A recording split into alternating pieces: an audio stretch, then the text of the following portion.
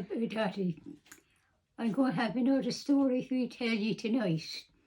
It's all about my first job. When I was 12 years old, my mum came in, when I came out from school one day, my mum said to me, Nora, you won't be going to any more school now, because she said, I'm after getting you a job.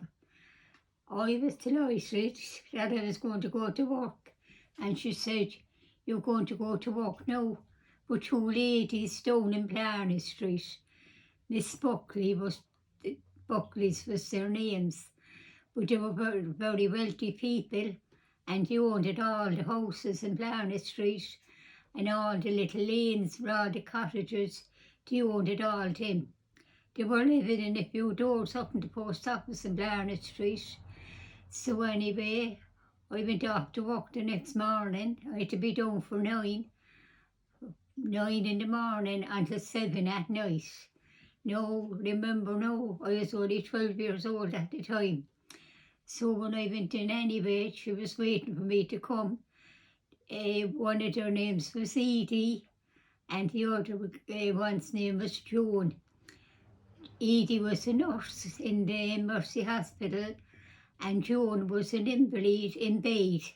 She couldn't get up out of the bed because Edie told me when they were young and when they were on holidays and all, she fell off a wall and she couldn't walk no more after that fall.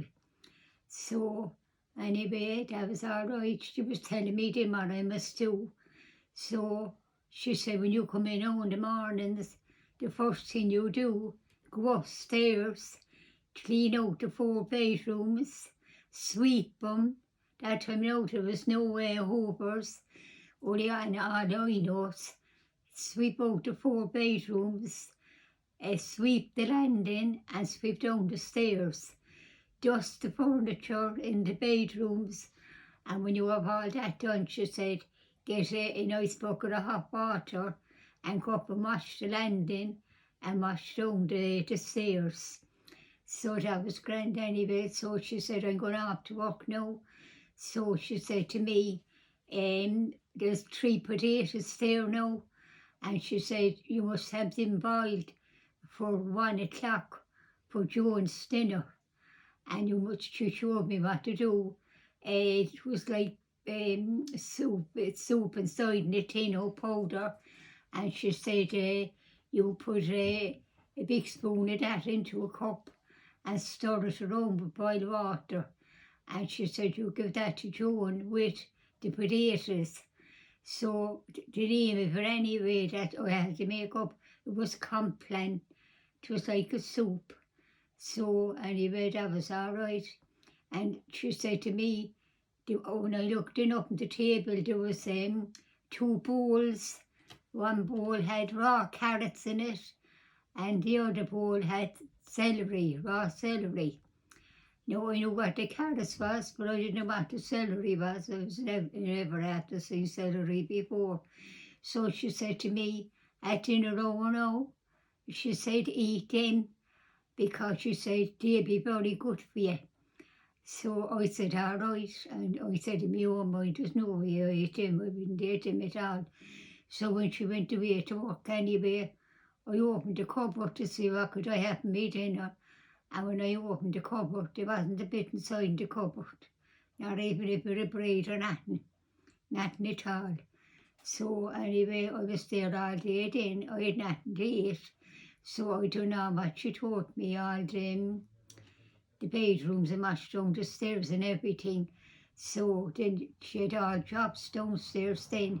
This thing was going on every day of the week, different jobs. Cleaning all brass, cleaning a big stove in the kitchen. You'd have to blacklead all the stove and leave all that dry. And then when that's all dry, you'd have to shine it off. Like a big range it was, you'd have to shine it off then until it was shining. No, they were never after lighting it. It was brand new. But I'd have to blacklead all that in and leave it dry in. And then after such a time, shine it all off.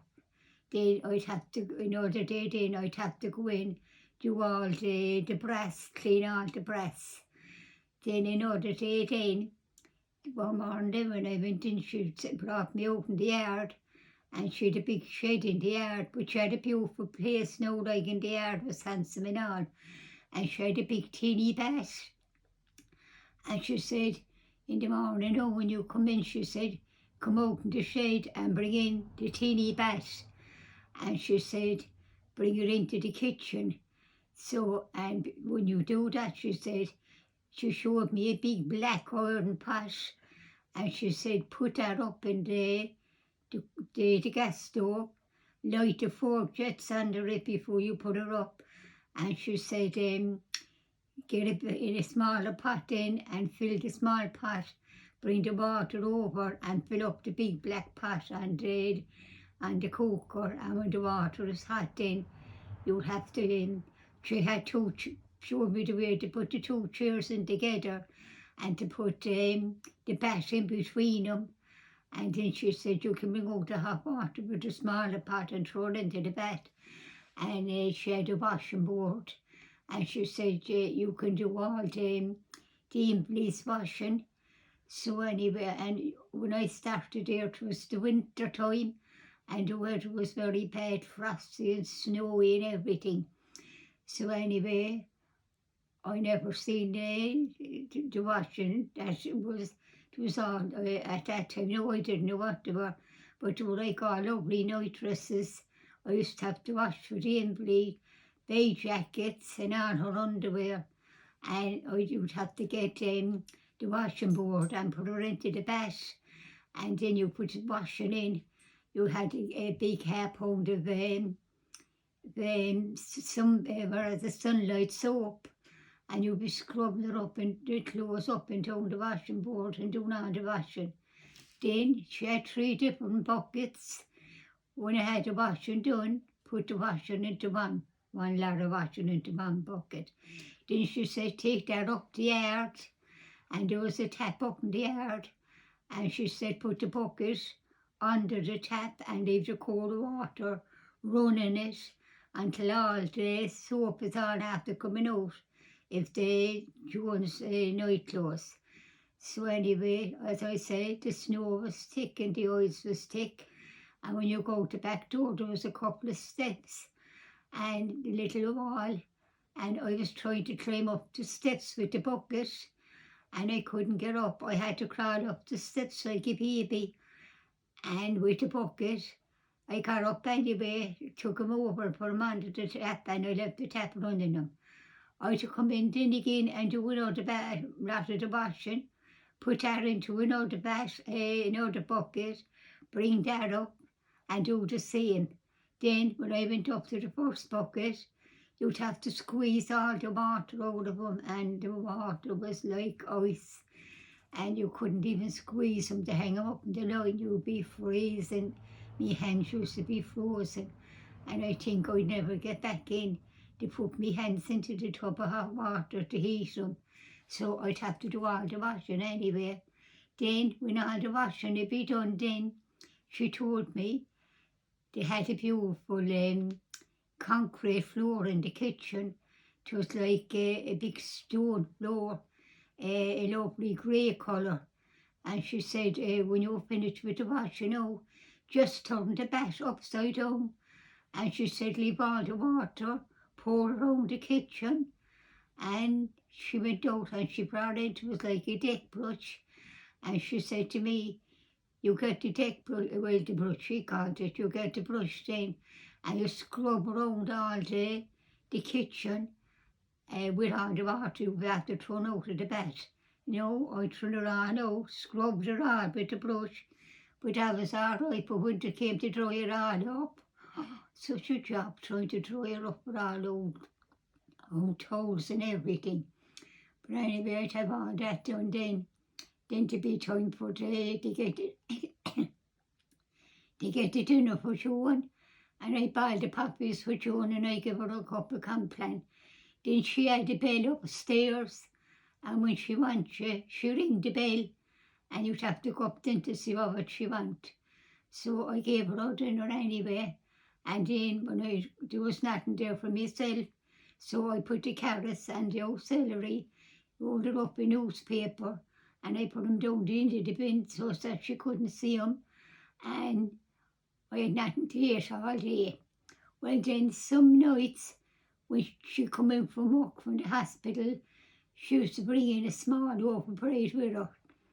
And then, if she be after cutting a slice of it, a small slice of bread, then the next day I could cut a slice off of it, 'cause she might miss it if I cut off a slice. But if she didn't cut it, I couldn't take any off of it. So I was there on Monday and I was starved with the hunger, and she was after cutting the loaf of bread. So I said, I cut a slice now. No, this was about 4 o'clock in the evening, and I said, I make a cup of tea for myself now, and I make a slice of toast, 'cause the other one upstairs couldn't come down. And I put on the kettle and I was making the toast. Next anyway, the bell upstairs started ringing mad, and I turned off the gases under the toast in the kettle, and I ran up to see what she wanted. And she said, are you making toast? And I said, no, I'm not. She said, I can smell toast. Well, I said, I'm not making no toast. Well, she said, I can smell it. She knew I was making toast. She was giving out jars anyway, that 'cause I was making toast. I said, I'm not making no toast. And I just came out of the room and I left it there, and I came down and I made me a bit of toast and my cup of tea and I ate it. So that was all right anyway. The next morning I went into work, and what they never done before, Edie was upstairs, the nurse, and she said, Nora, come up a while, she said, we'll have a chat.